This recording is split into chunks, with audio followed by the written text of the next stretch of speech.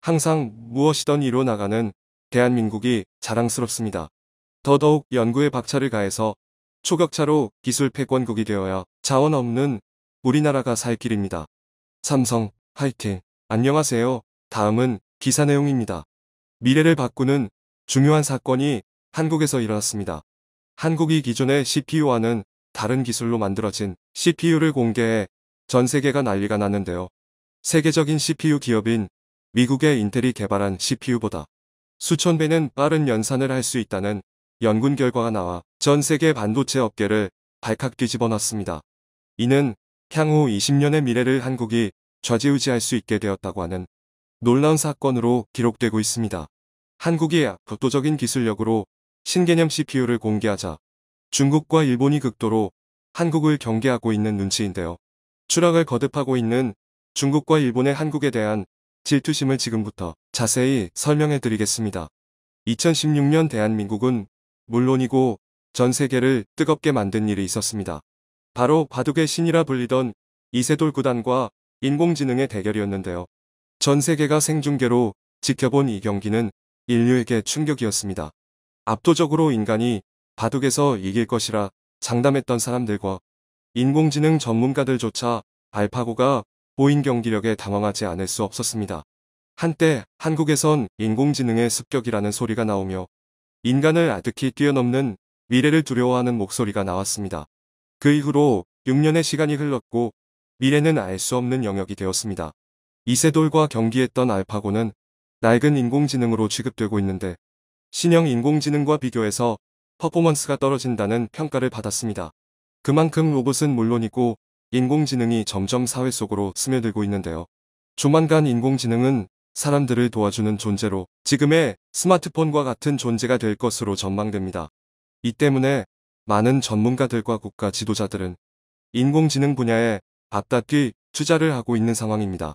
인공지능을 완전히 습득한 국가가 미래의 부를 손에 쥘 것이며 이를 위해선 반드시 첨단 소재를 많이 확보해야 한다는 인식이 공통적으로 퍼져 있습니다. 반도체는 향후 인공지능 개발에 있어 빼놓을 수 없는 중요한 부품인데요.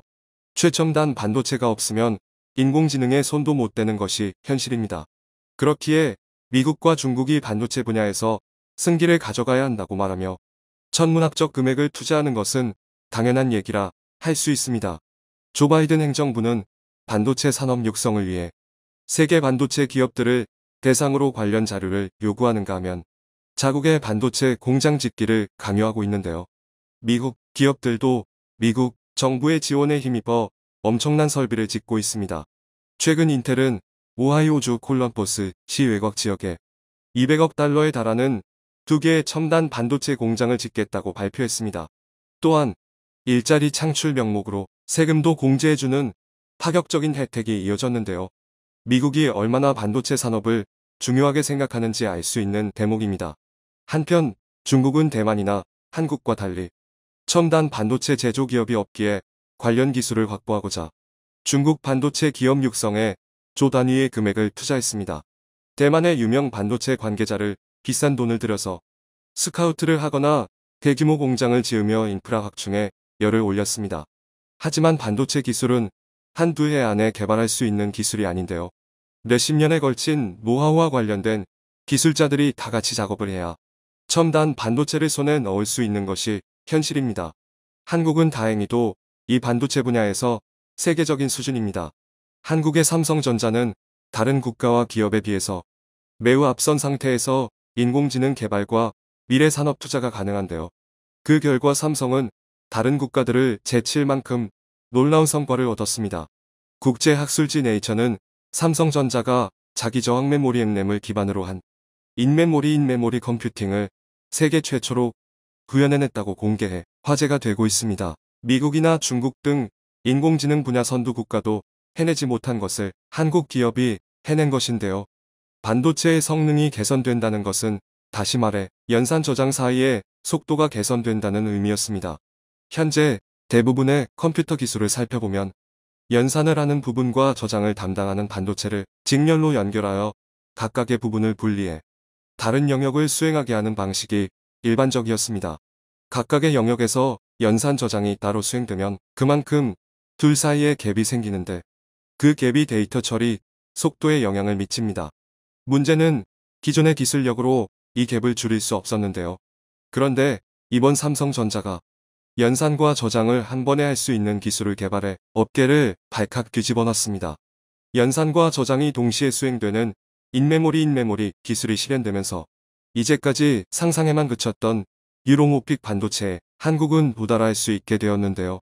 연산과 저장 사이의 속도가 빨라지면 자연적으로 데이터 처리 능력이 올라가 인공지능 분야에서 반드시 필요한 기술이었습니다.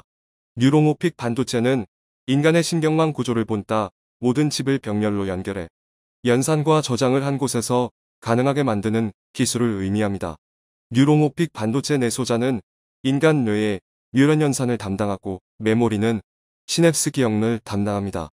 기존 기술로는 연산 저장 사이의 속도를 좁히는데 한계가 있었던 반면 이 뉴롱오픽 반도체 기술은 거리 자체를 제로로 만들면서 비약적인 처리가 가능해져 향후 기술 개발의 표준이 될 가능성이 높습니다. 실제로 지난해 8월 한국 연구팀이 시범으로 개발한 뉴롱오픽 반도체의 경우 시중에 나온 CPU보다 집적도가 3500배가 높았는데요. 다시 말해 가장 좋다고 말하는 PC보다 수천 배 이상 연산 속도를 낼 수 있다는 의미입니다. 삼성은 개발한 M램 반도체를 AI 계산에 응용해 숫자 분류 테스트를 시행했는데요. 분류 결과 최대 98%의 정확도를 보이며 데이터 처리 속도는 훨씬 더 빨라졌지만 기존 반도체와 차이 없는 정확도를 보였습니다.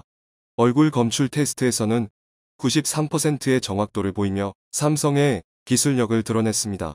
현재까지 뉴롱오픽 반도체 분야에서 가장 앞서 있다고 평가를 받은 IBM은 이번 삼성전자의 연구 결과를 들고는 충격이라는 말과 함께 지금까지 연구 결과를 다시 검토하겠다고 말하며 삼성전자를 따라가겠다는 각오를 드러냈습니다.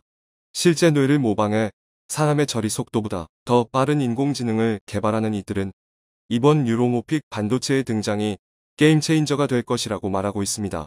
군사 부분에서 이 기술을 사용하게 된다면 단시간에 전쟁을 종식시킬 가능성도 있기 때문입니다.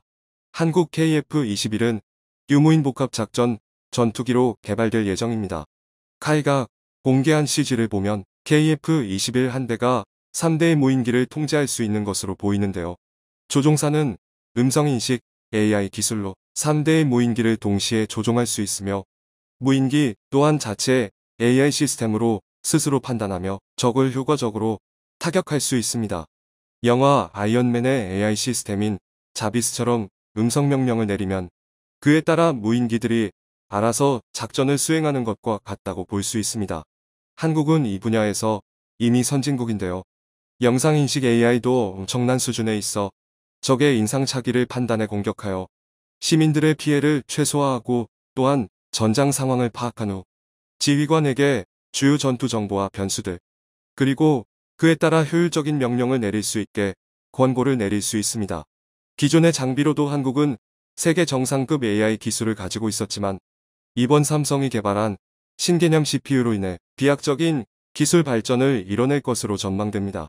특히 삼성전자가 향후 미래 반도체 시장에서도 압도적인 우위를 차지할 것이라 바라봤습니다. 그러지 않아도 삼성전자는 작년 반도체 매출 1위를 차지하며 좋은 소식을 알렸는데요. 글로벌 시장 조사업체 가트너에 따르면 작년 매출에서 삼성전자가 759억 5천만 달러의 매출을 기록하며 글로벌 1위를 거머쥐었다고 발표했습니다. 코로나로 인해 사업 공정이 원활하지 않았음에도 불구하고 다른 기업들을 제치고 매출 1위를 달성한 것이라 의미가 있는 기록인데요.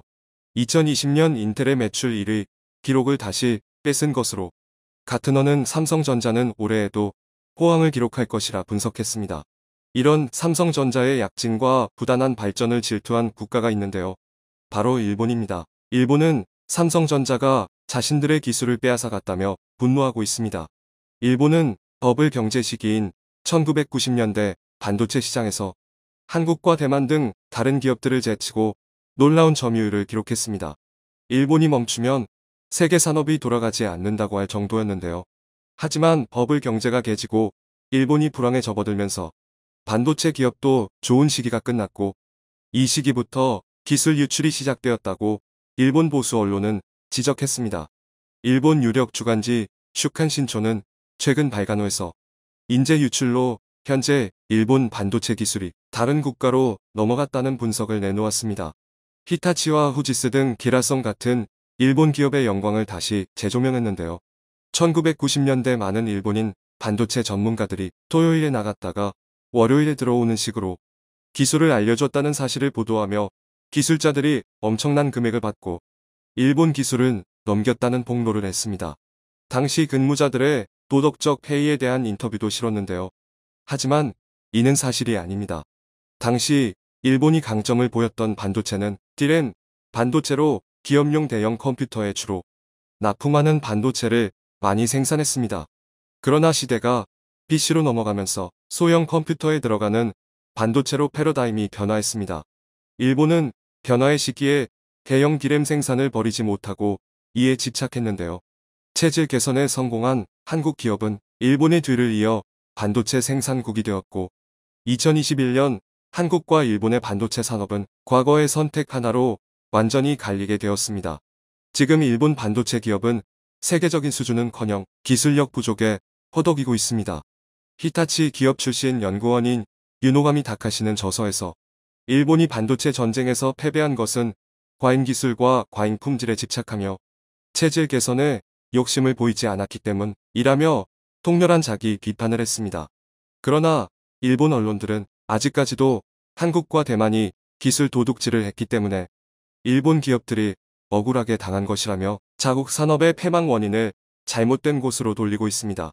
이제는 삼성의 M램 개발과 인메모리 방식으로 인해 삼성 반도체가 산업의 표준으로 정착되고 있는 상황에서 일본은 이제 M램을 사용하려면 꼼짝없이 한국에게 의지해야 하는 입장인데요. 또다시 이를 낸 한국에 박수를 보내며 언제나 세계 최고의 반도체 강국으로 남기를 바랍니다. 청중의 일부 의견. 이거 사실이면 대박. 제발 소프트웨어에서도 엄청난 발전이 있기를 빕니다. 삼성하나 LG에서 아직도 안 되는 부분이 소프트웨어잖아요. 기술 개발은 자랑스러운데 일본이 국제기구에 제소하겠다고 나온 근거가 뉴스가 있나요? 이런 제목 장사 하지 맙시다 좀.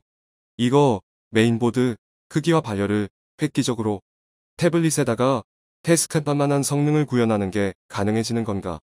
AI는 여기까지만 발전되었으면 좋겠는데 앞으로는 좀 무섭다. 삼성 훌륭하다. 우리 국민의 자존심. 시청해주셔서 감사합니다.